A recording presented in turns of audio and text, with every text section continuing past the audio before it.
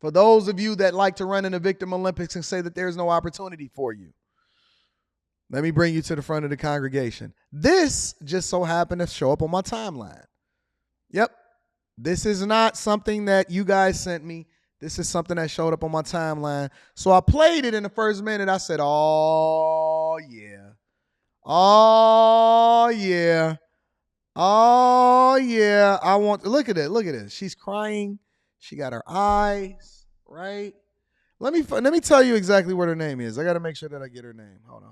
Let me see if I can find it. I'll find it for you guys because I want to make sure that I give her the credit that she deserves for presenting us this phenomenal video on what she's running in the Victim Olympics. Make sure y'all hit a like for the YouTube algorithm, subscribe to the channel, and turn on your notifications. Good morning, guys. Good morning. Happy Thursday. Welcome to a brand new vlog. I don't even know if this is going to be a vlog. This might just be me talking to you guys really quick. I am on my way to go sit at Dunkin' because I need to edit and upload my Havasu vlog, which you'll see probably before this video. So, oh shit, I fucked up. Hold on, let me get that back. Let me get it back. All right, we there. Good. So go watch that if you haven't already. But I can feel myself falling into a depression again, and fuck, I don't want to cry. Oh my god. I had a really Hey, y'all gotta excuse me. I don't have the same level of compassion as everybody else. So when somebody wants to start crying when they first start their YouTube video, that shit amuses me. That shit amuses me. bad mental breakdown last night, and I just cried myself to sleep. I have had it so hard this last year. I mean, I have been chronically depressed since I was 17 years old, but I more so realized it around like 21, 22, when I would just drink, and I would just drink to like mask what the fuck I was feeling, and I was still living at home, and I was just so depressed. I felt like my life just wasn't going anywhere. I've always felt so stagnant in life. I've never felt like I've never felt successful in anything I do or anything I've done, which sucks because like I'm 28 now, and I just feel like my life has been so stagnant the last 10, 11 years. Oh my god, I don't want to cry. I'm so sorry. Hey, let me ask y'all a question. Is mental health something that we should be more concerned about? Is mental health, she says she's 28 years old. When she was living with her parents, all she would do is drink all day in order to mask the things that she was feeling. Is this self-inflicted, or is this something that I should be taking more seriously and making sure that I'm more compassionate about her mental health because she's crying right now? Let's continue. I don't want to cry anymore. Fuck. But I just don't know what I'm doing, and I know I'm only 28, but 28 just feels like I should have my shit together, and I don't have my shit together. I don't have anywhere to live. I literally been scammed by Airbnbs. Like I just don't think I'm cut out for LA right now. How do you get scammed by Airbnbs? See, and this is what I keep telling y'all. Everybody runs in the Victim Olympics. This is not something that's just relegated to you. This is something that's relegated to a lot of different people. Everybody is running in the Victim Olympics. This is not just you. And it sucks to say that because this has always been my dream to live here, and I made it happen, and now I'm just like, I can't maintain it. Brandy said it's self-inflicted. I see you, Brandy. I feel like a fucking failure, and I don't know. I'm just really fucking going through it right now. I'm not making nearly as much money as I was, and there's nothing I can do about that. I've been trying to get another job for like literally since I moved here, and I've had absolutely no luck. Like, Los Angeles is all about who you know and not what you know, and I have been struggling to find another job. I haven't even gotten interviews or anything, and like I have had the same job for going on 3 years now. I've been at the same place. I have a lot of bartending and serving experience. I literally have my esthetician license. Like I haven't transferred to California yet, but I have like an SC license. I just don't feel like I'm cut out. Fuck. Oh my god, I'm ugly crying. I'm sorry. I just don't feel like I'm cut out for this life, and it really fucking sucks. I felt this way for a long time. When I lived back home, I was so depressed. I was in a relationship that was so toxic, and I just wanted to feel like someone loved me. Oh my God, we're going into it. Okay. All right. She was in a relationship back home where she wanted to feel like somebody loved her. Y'all are so fucking weak. God. So weak. So depressed and broken. Oh my God. I just wanted to feel loved. I just wanted to feel loved.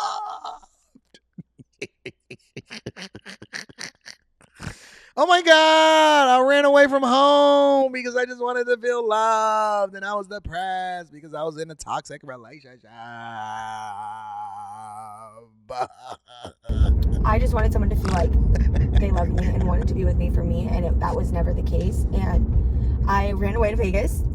Well, not ran away, but like ran away to Vegas to try to just like cope and deal and run away from my problems, honestly. But when I lived in Vegas, I became so depressed I couldn't eat, or I would binge eat and then throw it up. Like, shit, I've seen your profile. I know what you look like. You ain't throw that shit up. That shit went right into the belly of the beast and came out on the other end right after it stuck right over to your arteries. Shit.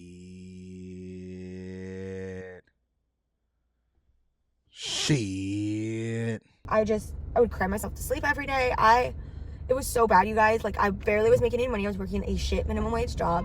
I literally could barely pay my bills. My bills were late every single month. My rent, like, could barely afford my rent.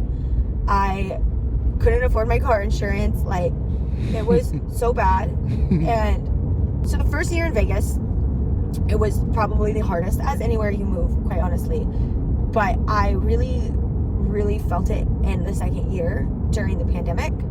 And obviously everyone went through their shit. We all dealt with the pandemic. We all dealt with quarantine. Nope. I made more money than I'd ever have in my entire life during the pandemic. That's a fact. At that particular time during the pandemic, I made more fucking money than I had that year. Listen, since I would say 2015, every year since 2015, maybe even 14. Ever since 2014, all the way up into so the last 9 years, every year has been exceptionally better than the year before. Exceptionally better. And during the pandemic, that shit was like a money ball. It was a money tree. God was like, make it rain. Just like Sandy Lyle. Make it rain. Poof. I made more fucking money during the pandemic than I ever have in my entire life. And then me and my family, we went and lived in Miami for the rest of the winter. While y'all was out here suffering, being locked down, we said, fuck that shit. So women, not just black women, but women in general, suffered the most. This is what she's confirming to y'all. Women in general suffered the most during the pandemic. I dealt with quarantine by myself. I had no family or friends in Vegas. Oh my God, I'm crying again. I had no friends or family in Vegas. And at some point, I want y'all to tell me when y'all feel sorry for, so I can learn how to feel sorry for people too. Just by myself, literally thought my life was over. I didn't think I would be alive. But then I got my dog during quarantine, and I love him more than anything in this world. And I have to be here for him. She has to be here for her dog. And so she got her dog during the time that she was struggling the most during quarantine. And so she added an extra expense and got a fucking child in the form of a pet, a dog. She got a dog during quarantine, and now her dog is now her companion. I just think about that. But yeah. I don't know, January, man. I have no idea, bro. I've been really going through it. And when I left Vegas, I thought, okay, great. Here's a new start. I left Vegas. I went back home. I moved in with my sister, which was terrible because we had a really bad falling out for like a year. We recently reconnected because I don't really have anybody else. It sucks because there's no loyalty with my sister. Let me say this. I hate criers. And it's nothing wrong with crying, like, with a situation or a life event, or even if you're having that particular conversation and whatever. But when you cry every 30 seconds or every minute, that shit is annoying. I'll be like, hey, listen, don't nobody want to be around somebody that's always full of drama. Nobody wants to be around a person that's always crying. Jesus, pick up and put on your big girl panties. And I really do only have myself, but nobody cares. Nobody's coming to save you. Talk to somebody every now and then, because nobody's coming to save you. I'm now in LA by myself, and oh my god, I'm fucking crying. I'm in the car and people can see me because I'm in a fucking fishbowl. But girl, ain't nobody paying attention to you. I had a really bad falling out. I ended up getting my own apartment in downtown Portland with a co-signer because your girl was not making nearly as much money. But then I got a job, which is the job I have now, and I was making such good money, you guys, and not such good money, but money to be able to afford my rent, my bills. I could eat at a grocery, I could go grocery shopping and eat at home. When I lived in Vegas, you guys, I could barely afford to eat. The McDonald's dollar menu and their fucking McDonald's app was my best friend. I'm not gonna fucking lie to you guys. It was so rough, and I've never told anybody that. I've never opened up to anybody about the things I went through when I lived in Vegas. So you ate from the McDonald's dollar menu because you was a dollar millionaire. Now, what I'm trying to understand is, why is that something that we should care about? Everybody is on a platform and they're tearing their stories and they're crying and they're talking about the different things that they went through. And oh my God, I'm so broken. Jesus, oh Jesus, help us. I had a really hard time. So I left, got an apartment in downtown Portland, and everything was great. I was making great money. I went to school. I got my esthetician certificate, license, whatever. And then I was like, what's up with all of the women getting these esthetician things? So you finally figured out that, if I'm going to be out here doing whatever it is that I do or whatever, so on and so forth, then I want to get a license. And I'm going to get my license. I'm going to get a better job. It sounds like she started being an adult, a fucking adult. You started being an adult at 28 years old. Honey, let's move to LA. And that's the worst thing I could have fucking done. Because now I'm lonely. I don't have a place to stay because I couldn't afford my apartment. As you all know, I'm trying to rebuild my credit. So, and out here, the rental market is so tough. You have to have a perfect fucking credit score. You can't. So, now we're starting to get down to the brass tacks of things, right? And the brass tacks of things is this. The brass tacks of things is this. Every single wound that she has is self-inflicted. She was living in Vegas. She found a job. She started to repair her life. Instead of her staying put and keeping her expenses down and fucking humbling herself over to her sister, but instead she got a trauma bond. She's saying everything is wrong with everybody, including her sister. Instead of her getting rid of the fucking dog because she can't afford the dog,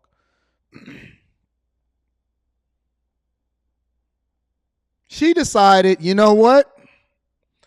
I'm doing too well. Everything is going too well in my life. I'm about to go over and head over to LA.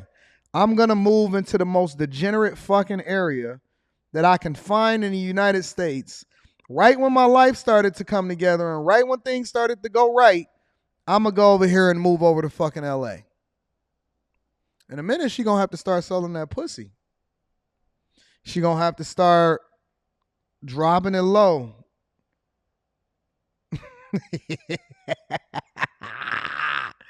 She going to have to start giving up that box. In a minute, she going to have to start giving up that box. Because she not making the right decisions. She not out here doing the thing that's in her own best interest. You're going to have to start giving up that Gog 3000. You're going to have to start on OnlyFans. Most girls that's on OnlyFans ain't even making money. I know y'all don't know that, right? Everything that she's doing is self-inflicted. It's a self-inflicted wound. I don't have any things in it, so I'm doing what I can to rebuild that, as you guys know, but it's been really hard. It's been a few months, and I've made a little bit of progress, but not as much as I need to and as I want to. I was going to go to Dunkin' and I drove the wrong way. That's what a coffee bean, sorry. Oh my God. And now I'm struggling more than ever. I think more than when I lived in Vegas. even though I'm making more money out here doesn't go very far. So I don't know. I don't know what this video is. And if you see this on the internet, I'm so sorry for crying on the internet. No. We're very thankful that you cried on the internet. It's beautiful. I just feel myself going into a depression again, and I don't have any options, and I don't have anywhere to go, and I don't have anybody to turn to. Oh. Okay. There's nobody that I can like be 100% honest with in my personal life. Let me be honest with you, baby. Can I be honest with you? I want to be absolutely positively honest and transparent with you, baby girl. Listen. We don't care. Nobody's coming to save you. You are moving to LA on your own. You decided to have these self-inflicted wounds, and we don't give a fuck. We genuinely don't. We genuinely don't give a flying fuck as to what it is that's going in your own self-inflicted life. You left home. You decided you wanted to be a big girl. You had shit to say. You was cussing out your sister and all of this other type of shit. You decided that you wanted to leave the covering, and so now you got to deal with the consequences like a big girl. Guess who gives a fuck? Guess who gives a flying fuck? I think that at some point, every woman that decides that she wants to do what she want to do, at some point, every woman that has these self-inflicted wounds, I think that they should suffer. I think that they should suffer from the thing that they created for themselves. I don't see that as unreasonable. Do you? I don't think that we should save these people. I don't think that the government should help them. I don't think that any of that should happen. I think that we should just absolutely positively leave them out there and let them suffer. Let them hit the track. Better sell that box. You better go get that box popping. I ain't got nothing for you, homie. I don't have nothing for you, baby girl. And somebody else probably at that truck stop, they got that hard dick for you. They got that D. They got that hard dick for you, girl. I don't give a fuck. I genuinely don't care. I think that these people should suffer the consequences of freedom and independency because this is what they advocated for. This is what you wanted. You asked for this shit. Now, what are we talking about? Why are we sitting here having a conversation with you, acting like it's important for us to care? And you got a YouTube channel. And she did some views on this video, so she making money now. Give a fuck about what you talking about, girl. I can just open up to and tell them what's going on because everyone thinks I have this perfect life and I'm this strong person. Let me find her video. Where's everybody when I need them, you know? So, I don't know. So while the black man is over there, a black man was over there saying, listen, I'm out here hustling. I'm getting to the bag. I'm not making no excuses. You can work as long as you want, right? The black man is saying, I'm doing this shit. Just the story before this. And now she's over there and we supposed to feel sorry for her because she decided to buy a dog and move out of her crib and move to LA. I'm going to put the video.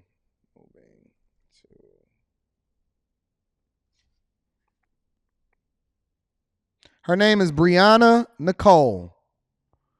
Brianna Nicole, I am going to put the link to her channel in the chat right now. I'm so lost that I just feel like alone and stressed, and I don't want my depression to come back, so I'm trying to like go on these little trips every time I have like the free time to do so, but I don't know. Nothing's working. But I have to be here for my dogs, you know? I don't know. I don't want to sit here and cry on the cameras. I'm so sorry. Again, I don't know what this video is. And if you watch the whole thing and you feel like you're going through the same thing, like we bag chasing over here in this bitch. I just want us to be happy. I feel like everybody deserves to be happy. No, they don't. No matter what that happiness is, everybody. This is what freedom gets you. Nobody you don't deserve like shit, but this hard dude. Or you're just worthless, or you're just a burden to everybody. Because I've always felt like such a burden. I don't know. I need to go figure my life out. I'm 28 and I'm sitting here crying in my car. You looking a mess. I don't know, guys. Got them nails done now. I just pray we all get through whatever the demons we're dealing with and battling in the hard times, because we all deserve to be happy. Who told y'all that y'all deserve to be happy? That's what I'm curious. I just can't really do this anymore. Life is so fucking hard, and I just wish. Welcome to reality. People were nice people. I could understand that not everybody has. We savages.